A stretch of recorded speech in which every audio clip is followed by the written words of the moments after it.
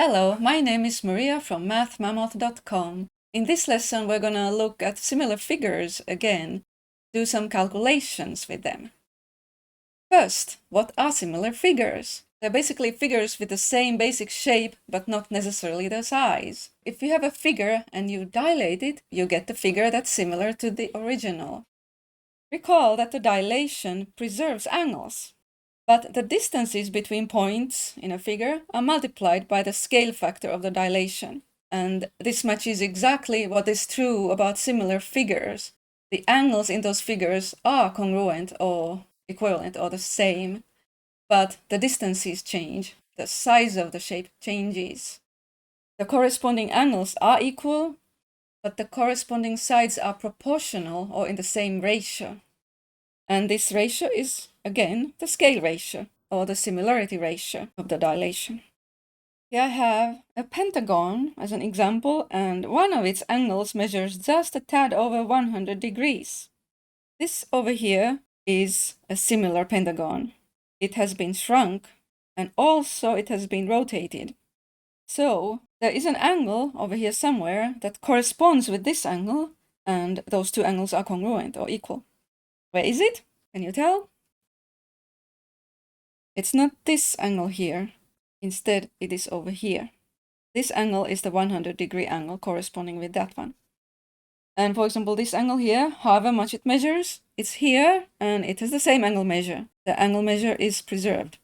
But when we look at the side lengths, they have shrunk according to the scale ratio. In this case, the scale factor is 2/3. This means that this side, for example, is just 2/3 of the length of this side, and so on for all the other sides. The scale factor being 2/3 means it shrunk. This is less than 1. If the scale factor was, let's say, 1.2, then the figure would be slightly larger than the original. But what is the scale ratio? Because the scale ratio is actually not 2/3. It comes from the 2/3, but in the scale ratio, we have the two members of the ratio corresponding with the order of these figures, so that if this side here is 3 units long, and this corresponding side here then is 2 units long, right? Because it shrunk according to, 2/3, then the scale ratio is written as 3:2. The 3 corresponds to the first figure and the 2 to the second figure after the dilation. Or in this case, after the dilation and rotation, both. So we take the 2/3 and kind of change it around. It becomes 3:2 as the scale ratio. Let's look at it again. Here we have a quadrilateral that has shrunk, and we are given the scale factor. But what is the scale ratio? Scale factor is 0.6. So this side length here was 10 units. It becomes multiplied by 0.6 and becomes 6. So we take the scale factor and multiply these side lengths by it to get the side lengths in the transformed figure. What is the scale ratio? Well, we can write this first of all as a fraction, 6/10. And then from that we get the scale ratio. We take 10 and 6. Or you can just look at these numbers, 10 and 6 here. So we get 10:6. But this simplifies to 5:3. So this is the scale ratio. And scale factor is either 0.6 or 6/10 or 3/5. One more time, we are given the scale factor. This time the figure enlarges. What is the scale ratio? 10 units becomes 12.5. Okay, scale factor 1.25. So we multiplied 10 times 1.25 to get the 12.5. This scale factor, if you can write it as a fraction, then you can take from that and get the scale ratio real easily. If you cannot, we can work it this way. We can take the 10 and 12.5. This works just like a fraction. It's a ratio, but we can multiply just like we could multiply a fraction. We could multiply both of these by any same number. So if I multiply both by 10, then I'll get rid of this decimal point and get 100 to 125. And now I can simplify it. Can you see what common factor there is both in 100 and 125? Both are divisible by 25. This one has 4 25s and the other one has 5. So the scale ratio is 4 to 5, 4 units compared to 5 units. But as a scale factor, this is actually 5/4. Here are two similar triangles, and the task is to find the side length marked with X. In similar figures, the corresponding sides are in the same ratio. They are proportional. That means that we could write the proportion, or we can work with the scale factor, because the scale factor is the number by which you multiply these side lengths to get the new side lengths. So 30 was multiplied by some number to get 36. And if we find that number, then we can use that number to multiply 50 by that and get this one. What do you multiply 30 by to get 36?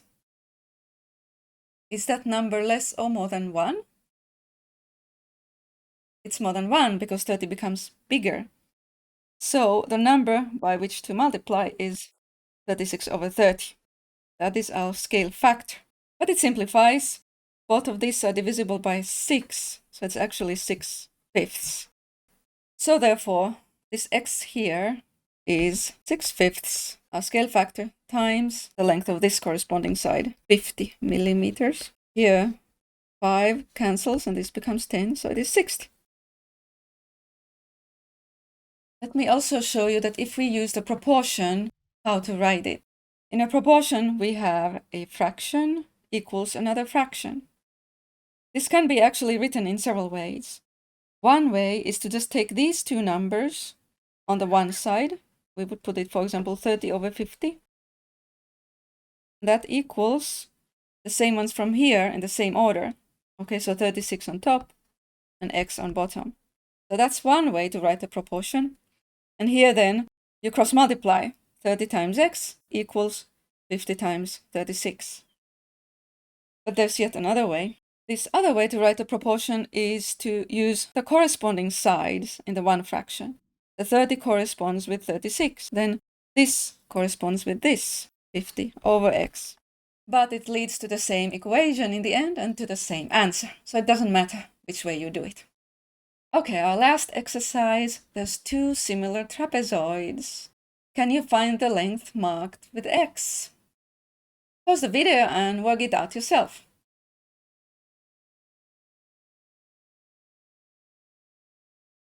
We need to figure out which side does it correspond to here in the original figure, because there's been a rotation here. This 6.2 is the longest side, corresponds with 8 centimeters. But X corresponds with what? Can you see if you rotate this? It's this one here. 3.1 corresponds with X, and then 8 with 6.2. Like I said, there are several ways to calculate this. You could first calculate the scale factor using the 8 and 6.2, or you could use a proportion.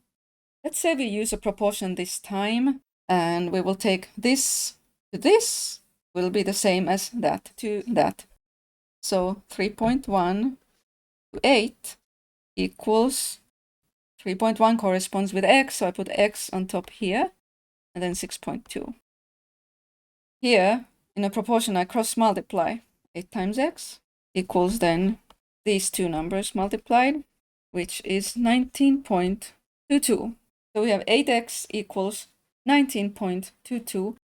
Divide both sides by 8 to get x equals, okay, I'm going to round this to the same accuracy as the others. X equals about 2.4, and this will be in centimeters.